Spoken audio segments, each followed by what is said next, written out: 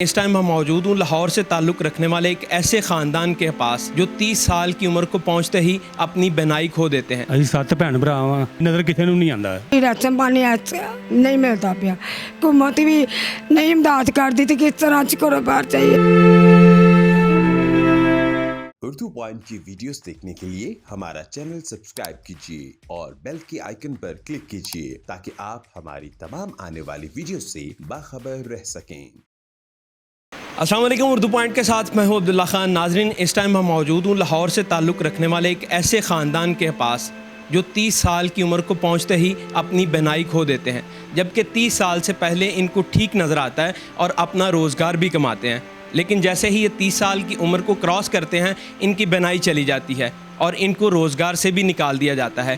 इस घर के अंदर 4 भाई और 3 बहनें हैं जो सब देखने से माजूर हैं। इसमें 3 बहनें जो शादीशुदा थीं, लेकिन बनाई जाने के बाद उनको तलाक दे दी गई और ये भाई जितने भी हैं बेरोज़गार हो गए क्योंकि इनको नज़र नहीं आता और इनसे कोई ताल्लुक़ भी नहीं रखना चाहता क्योंकि इनको नज़र नहीं आता। इनसे जानेंगे कि अपने घर का गुज़र बसर किस तरह करते हैं, गुजारा किस तरह हो रहा है। इनकी कहानी इन्हीं की ज़बानी।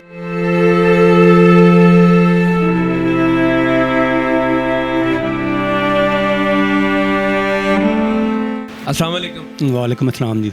क्या हाल है जनाब आपका? ठीक है, शुक्र अल्लाह का। अच्छा, मुझे सबसे पहले ये बताइएगा कि आप कितने बहन भाई हैं, आपका कौन सा नंबर है और किस उम्र में आपको देखना बंद हो गया था, यानी नज़र आना बंद हो गया था? ਮਸਲਨ ਕਿ ਸਾਡੇ ਨਜ਼ਰ ਤਾਂ ਬਚਪਨ 'ਚ ਖਰਾਬ ਹੈ ਤੇ ਹੁਣ 4-5 ਸਾਲ ਹੋ ਗਏ ਨੇ ਬਿਲਕੁਲ ਨਜ਼ਰ ਬੰਦ ਹੋ ਗਈ। ਅੱਖ ਮੇਰੀ ਅੱਚ ਹੋ ਗਈ ਸੀ, ਅੱਜ ਨਜ਼ਰ ਬੰਦ ਹੋ ਗਈ। ਇਹਦਾ ਮੈਂ ਆਪਰੇਸ਼ਨ ਕਰਵਾਇਆ, ਨਾਕਾਮ ਹੋ ਗਿਆ ਹੈ। ਤੇ ਦੂਸਰੀ ਅੱਖ ਦਾ ਮੈਂ ਆਪਰੇਸ਼ਨ ਕਰਵਾਇਆ ਪ੍ਰਾਈਵੇਟ ਤੋਂ। ਇਹਦੇ ਨੂੰ ਮੈਨੂੰ ਧੁੱਪ ਛਾਂ 'ਚ ਨਜ਼ਰ ਨਹੀਂ ਆਉਂਦਾ। ਮੈਂ ਜਾਨੀ ਕਿ ਰਾਤੇ ਜਾਂਦਾ, ਮੈਂ ਨਾ ਟੋਏ ਦਾ ਪਤਾ ਲੱਗਦਾ, ਨਾ ਖੱਡੇ ਦਾ ਪਤਾ ਲੱਗਦਾ, ਨਾ ਜੰਪ ਦਾ ਪਤਾ ਲੱਗਦਾ। ਜਾਨੀ ਕਿ ਆਸਤਾ ਆਸਤਾ ਹੀ ਮੈਂ ਜਾਂਦਾ ਵਾਂ। कितने बहन भाई हैं आप? कितने बहन भाई हैं आप और किस किस को नज़र नहीं आता? ਅਸੀਂ 7 ਭੈਣ ਭਰਾ ਵਾਂ।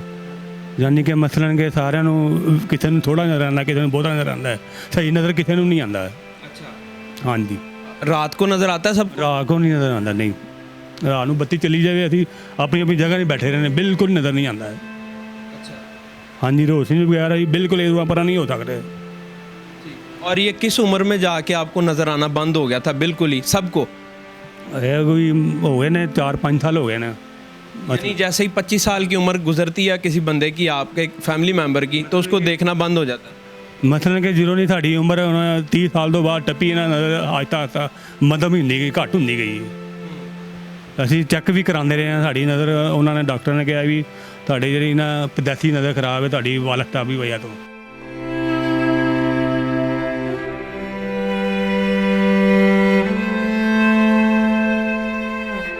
ये वालिद साहब हैं? ਖਾਨਦਾਨੀ ਨਜ਼ਰ ਖਰਾਬ ਜਿਹਨੂੰ ਕਹਿੰਦੇ ਨੇ। ਹਾਂਜੀ ऊंचा भी सुनते हैं आप?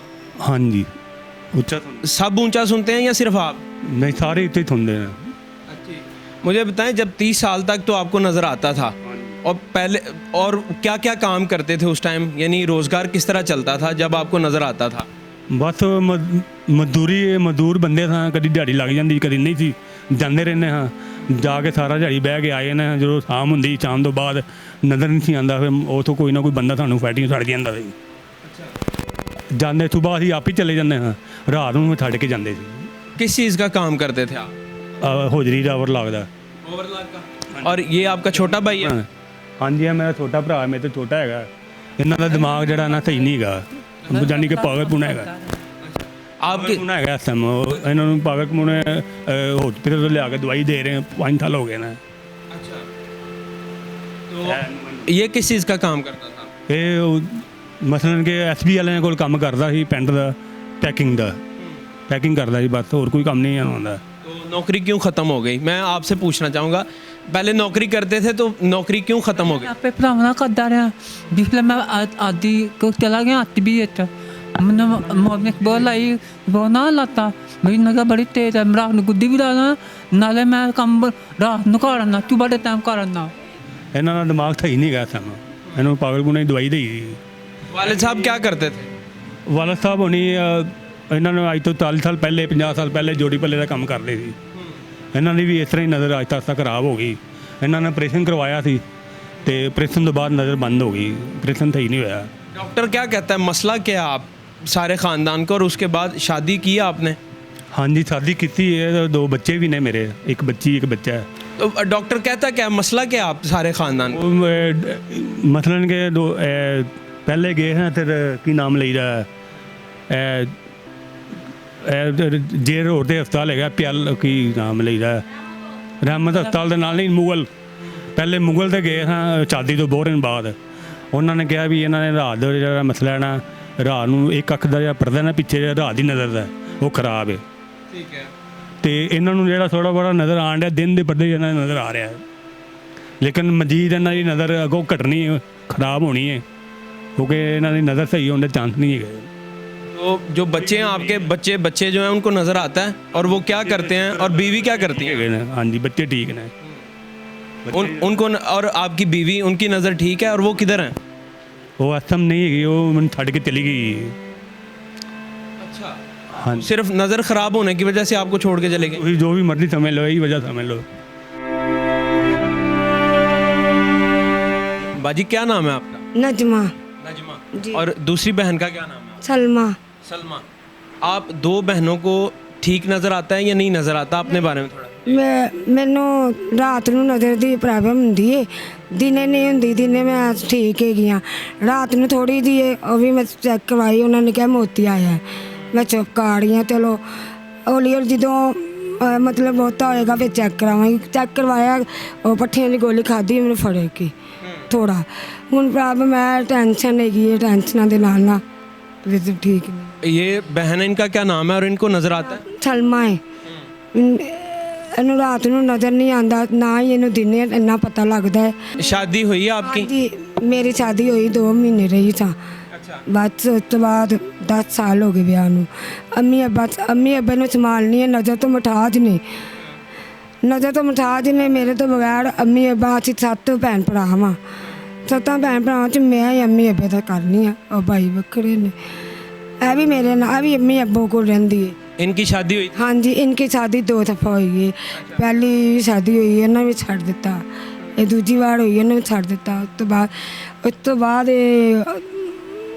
बड़ा नहीं इन्होंने करवाया कि नज़र की वजह तो, सिर्फ नज़र की वजह से छोड़? हाँ, नज़र की वजह तो चुप कर रही, ना ही इन्हें को नाम लिया कि अम्मी अब्बे को रही है। बच्चे हैं बाजी आपके? हाँ जी, 15 साल की बेटी है, एक 11 साल की बेटी है।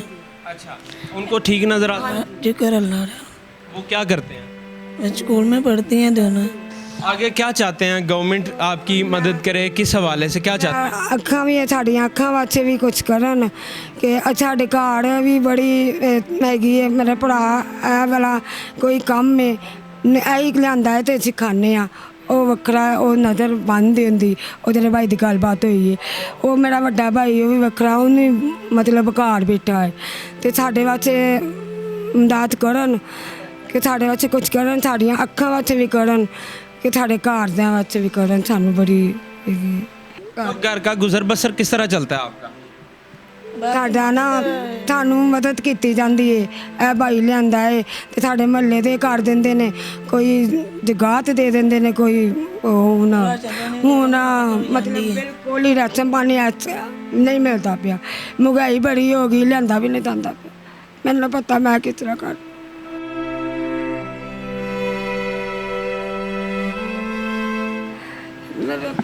ਮੈਨੂੰ ਪਤਾ ਅੱਲਾਹ ਤਾਲਾ ਦਿੰਦਾ ਹੈ। ਚਲੋ ਹੁਕੂਮਤ ਵੀ ਨਹੀਂ ਇਮਦਾਦ ਕਰਦੀ ਤੇ ਕਿਸ ਤਰ੍ਹਾਂ ਚ ਕਰੋ ਬਾਹਰ ਚਾਹੀਏ ਤੁਹਾਡੇ ਕੋਲ